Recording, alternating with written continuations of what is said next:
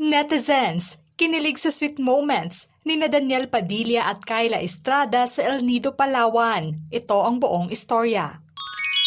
Spotted ang kilig moments ni Daniel Padilla at Kyla Estrada sa kanilang bakasyon sa El Nido, Palawan. Agad na kumalat online ang mga kuhang larawan at videos na ibinahagi ng mga netizens na nakakita sa kanila. Unang naispatan sina Daniel at Kyla sa Clark Airport at napag-alaman nga na papunta sila sa Palawan. Naging curious naman ang publiko sa sightings ng dalawa ngayon.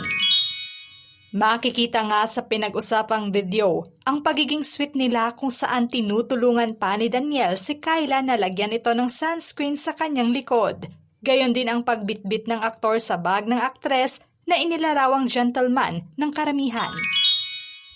Pansin sa mga kuhang snaps na masaya ang dalawa sa kanilang bakasyon sa El Nido. Dahil dito, naging curious naman ang mga netizens kung anong meron at tila importanteng selebrasyon umano ang ginawang bakasyon ng dalawa. Ilan pa sa hula ng publiko, posibleng nag-celebrate umano sina Daniel at Kyla ng kanilang first anniversary sa pinagbidahang series noon na Incognito. Dahil kung matatandaan, nang nasabing serye ang unang proyektong pinagsamahan ng dalawa kung saan sa El Nido, Palawan din ang unang araw ng taping location nila. Hirit na mga netizens na tila espesyal umano sa rumored couple ang nasabing isla dahil na rin sa pagsasama nila sa isang teleserye.